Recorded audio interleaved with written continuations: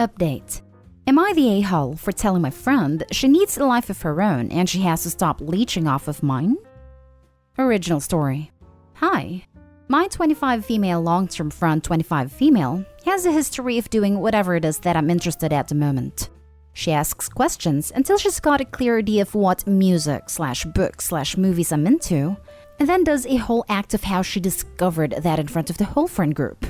Being the pushover that I am, I'm sad to say I've let her do this for some time, while slowly trying to put some distance between us. This also extends to people. Any new friend or even acquaintance I make should be cleared with her, and then she makes a friend move on them to get closer to them. She has even tried to weasel her way into my family gatherings and private events. She also, for some reason, keeps telling my dad that she's like the daughter he would have wanted. He's as confused as I am, but we learn to laugh it off. I've recently noticed that she's rarely interested in something of her own volition. All her leads are from me, and I have been getting tired of her behavior for a while. Things came to a head a few months ago when she started texting a guy, 27 male, I've been speaking to for a while, went on a few dates. Nothing serious as of now, but I'm hoping there would be, and telling him how compatible they could be. He was confused and thought it was me texting from her phone, so he double-checked with me. I, of course, was beyond angry, but instead of confronting her immediately, I told him to ask her why she's doing this, and if she was aware that him and I were almost a thing. Her response to him was to flirt even further, and say that her and I always had similar tastes, but went on to mention how he might be better off with her. He sent me the screenshots, and I sent them to her and said, "You need to leave me alone. Things in my life are not for grabs. You have leeched off me for long enough. If you keep this up, I won't have an issue shaming you in our friend group." She got very standoffish. It accused me of tricking her by using the guy's phone to make her look bad. She also proceeded to speak badly of me to our friend group. I might be the a-hole because all this while, other than trying to keep some distance between us, I did not properly voice my concerns. She did, however, notice my discomfort at various occasions, especially my family gatherings. So am I the a-hole for handling things this way?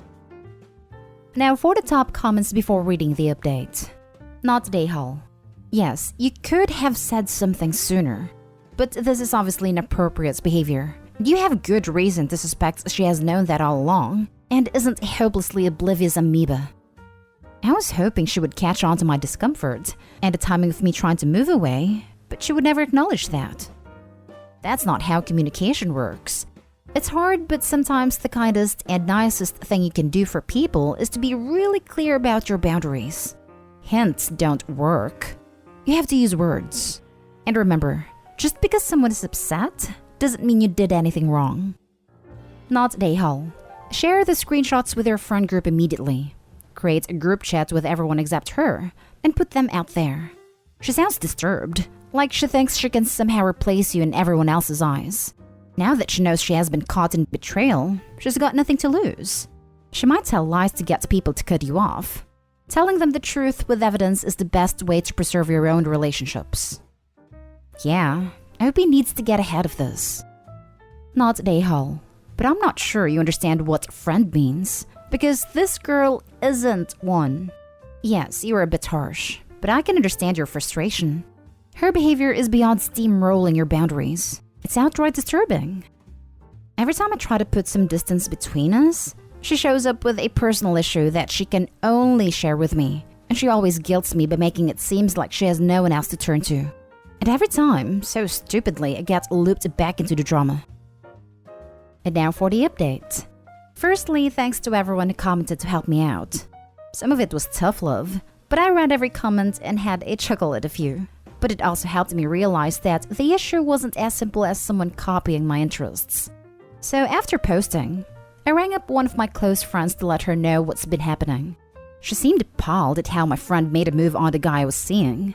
She also confided in me that she often keeps telling her how good and well my life is, and how she wishes either her family was like mine or her job was like mine, etc.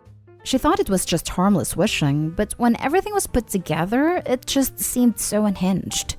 I also spoke to my dad and mom about how unnerving it was to have her try and do all the things I do. When they told me that once a few years back while I was completing an internship in another city, she offered to come and stay at my house to keep them company. They honestly thought she was joking because she lives in the same city with her family. and my internship was only for 6 months. So with this new information, I decided it was well and truly the time to cut all contact with her. I have let my friends know that she is no longer a part of my life, and to warn me about plans we were both part of, and most of them seemed to see this coming. I've also decided to stop being around her other close friends. My friends have also told me that they'd keep her from knowing anything about me/my life updates. I was the one who brought her into this specific friend circle. A few of them already did not get along with her, so they were cool with not hanging out with her. After not texting her back for a while, she texted me to say, "Are you seriously going to let this one guy take away our years of friendship?" Something along those lines. And I just said yes. She's kept texting and calling constantly, and eventually sent a message saying, "I hope you and the guy don't work out," and then blocked me. I had refrained from blocking her because I did not want to aggravate her or have her show up at my house. But after she blocked me, I blocked her on all social media and told my parents what's happened. So anyway, I feel better not having her hovering around my life, but I'm sure she is going to try and initiate contact sometime. But this time, I've decided to stand up for myself. Good for you! It is lovely to have an update, so thank you for that. I am glad you have gotten so much support from your family and friends. I hope you can continue to live a happy and healthy life. This reminds me of my sister. She is single white females minus the murderer, whoever she's closest to at the moment. It's exhausting to be around sometimes. I'm happy for you, but I'm also afraid for you. Hopefully she will move on to something else, and she probably will. Do you have security cameras? Do you always make sure your doors are locked? Does she know where you work? Yes, I've recently moved back in with my parents as my work switched to a work-from-home format. And this place is equipped with security cameras, and we have 2 German Shepherds, which I'm pretty glad about. Yikes.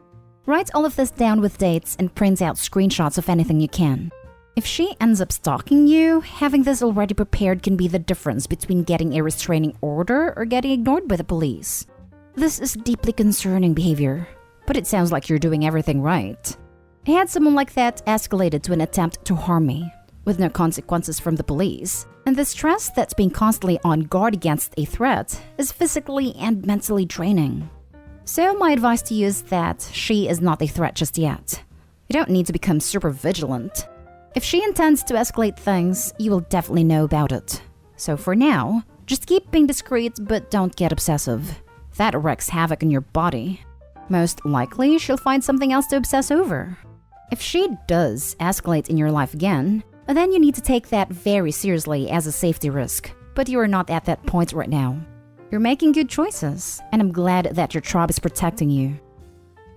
Next story is titled, "Am I the a-hole for not paying for friend's brother's rehab even though I have the money for it?" I, 20 female, recently inherited money from a grandmother's estate. I didn't tell everyone about it, but I did tell a few of my close friends. Somehow, by the end of the week, everyone in our friend group and other acquaintances knew about a large sum of cash I now owned. And like bees to honey, they started gathering around me and asking for favors. It was easier to decline favors to acquaintances, but one friend, 21 female, asked me for a huge favor, and it put me on the spot. Her brother, 19 male, has been dependent to coke since high school. They've sent him to a rehab center before, but he relapsed and continues to use the substance. They claim that the rehab he previously attended wasn't good or expensive enough, and that's why he didn't get the proper care he needed. She asked me to pay for his rehab, but this would cost nearly $100,000. Our other friends were trying to get me to agree, but I had to decline. I want to be a doctor one day, and I know that taking loans and being broke during med school are 2 downsides to this path. I calculated costs, and with the money I have now, I could just barely get through med school without being plagued with loans or being completely broke. I don't want to give her the money because A, I don't know either of them that well, and B, I don't know if this will help him or if he'll relapse again. I told them I couldn't do that, and everyone is telling me I'm the bad person. They said that this could completely change an entire family's lives, especially that of the dependent brother. They say I'm selfish and have the power to change the life for the better, but I choose not to. They even said I shouldn't even consider being a doctor because I clearly have no empathy for human life. Ouch, that one stung. A lot of people stopped talking to me and Benny calls me selfish. They are blaming me that her brother will be hooked forever and they don't have the money to pay for it. It's making me upset, And I know I shouldn't listen to them, but it's making me wonder if what they said was true. I know I'm not responsible for him, but am I the a-hole? Now for the top comments. Nobody is entitled to your money. Who has the nerve to ask somebody for $100,000? And you need some better friends. Not the a-hole. That part got me. $100,000? LMAO. Like, who does that? Plus, I didn't see OP mention a plan to pay the money back. Totally irrational, and OP needs new friends. I kind of get it. The family's desperate to get help for their loved one. They want recovery to be successful this time. But I think the family's kidding themselves that the trick to getting the treatment to stick or work this time is to go to the most expensive facility. Rehab only works if the person is ready to help themselves, as so many others have pointed out. I'm not entirely convinced that the family are a-holes because they ask for the money, but the harassment is definitely an a-hole move on their part. Yes, after 2 trips myself, I finally learned my lesson, LMAO. Not the a-hole. These people are not your friends. Who needs $100,000 for rehab? Do they want to send him to a celebrity rehab center? His dependency regardless is not your problem, and you need to cut out every single person who's saying you're a bad person. That money was left for you, for your use. Rule of thumb though, don't tell anyone you have money. If you can't be sure, they won't tell everyone. It's one of the best rehabs in the state, and it's really bougie, so I think that's why it's so expensive. Either way, I won't be telling anyone else about my money. It does not matter the cost of the rehab. The kid is a bad bet at the moment, and rehab is a waste of money till he's ready to go straight. That decision is not dictated to his family. It is a personal decision. No one can help someone like that unless they want to help themselves. Save your money to graduate debt-free. Good luck in medical school. P.S. No one of consequence is telling you that you are a bad guy, not the a-hole. Thanks for the well wishes. Now for the last story. Am I the a-hole for driving away from a hiking trip with my boss's husband? I, female 26, recently moved to a new city after getting a job and have been having a hard time making friends. Most of the people I know so far are from work. We all get along, but we aren't close. More like acquaintances. My boss, Sue, has been very welcoming since I moved. She often has us all over for dinner and loves to celebrate whenever there's a birthday/baby/big milestone in the team. Last week, I was out to lunch with Sue and a few other co-workers when Sue told me about a hiking group her husband runs and how it's a great way to meet people. She said he'd be leading a hike on Monday, this past Monday, and the whole team should go since it's a holiday. Monday was my birthday, but I hadn't told anyone and I didn't have any other plans, so I said yes to the hike. I drove to the meeting spot on Monday, which kind of remote and up in the hills, but nobody was there when I arrived besides Sue's husband, Greg. I asked him where everyone was. He said no one else could make it, and it would just be us on the hike. It was early morning and still dark, and I didn't know Greg other than seeing him in passing at Sue's house. I knew he was probably a nice guy, but I felt nervous going hiking in a dark, remote area with a man who was practically a stranger. I called Sue, and she told me that something came up with her kid, but I should go. It'll be worth it for the view, etc. I still felt unsettled and asked Greg if we could postpone for a day when others can come. He got frustrated, saying it's no big deal, and we should hurry up and start. I got more nervous at that point, and thanked him before saying I was going to head home. That upset him even more, and he came toward me and asked me if I thought he was a creep. He seemed angry, so I panicked and jumped in the car saying I had to go. He kept yelling at me to stop as I drove away. I was on the way home terrified when Sue called me. Apparently, the hiking trip was a cover for a surprise birthday party the team was throwing me at the lookout point. She found out my birthday through Facebook, and Greg was just supposed to lead me there. I felt terrible and offered to drive back. But Sue was pissed and said I'd ruined it for everyone, and made Greg feel like a creeper. Now the environment at work is tense. Sue and my coworkers only talk to me when they need something, and they didn't invite me to team lunch. I feel like I really messed up. Not the a-hole. They were intentionally misleading you and you got suspicious and scared. Your suspicion was therefore justified. You didn't know what they were actually planning. Your reaction was normal. It's unfortunate that it ruined the party, but in my opinion, they should have easily predicted that a woman alone wasn't going to go on a hiking trip with a man she doesn't know. Just reading this gave me chills, and I still feel uneasy. It's the fact that he suddenly jumped to a nice guy that made me scared for Opie.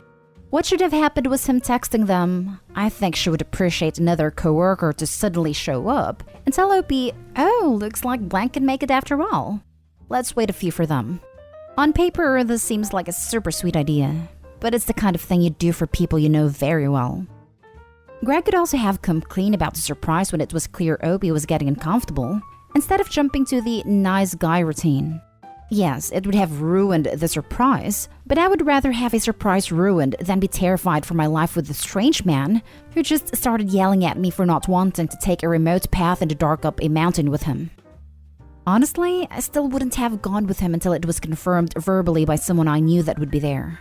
This is a super crappy setup by Opie's co-workers. Not Dayhole.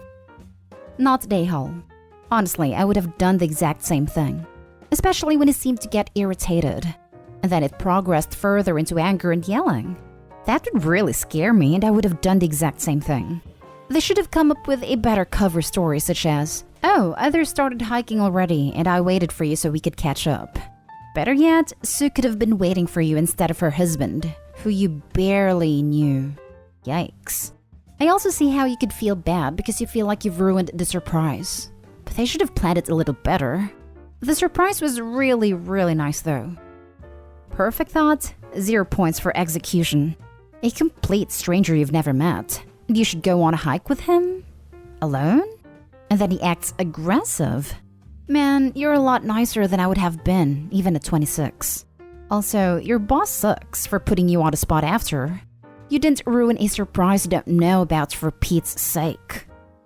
Don't forget it was still dark because it was so early. I mean, who throws a surprise party for someone before the sun is up? Total troll.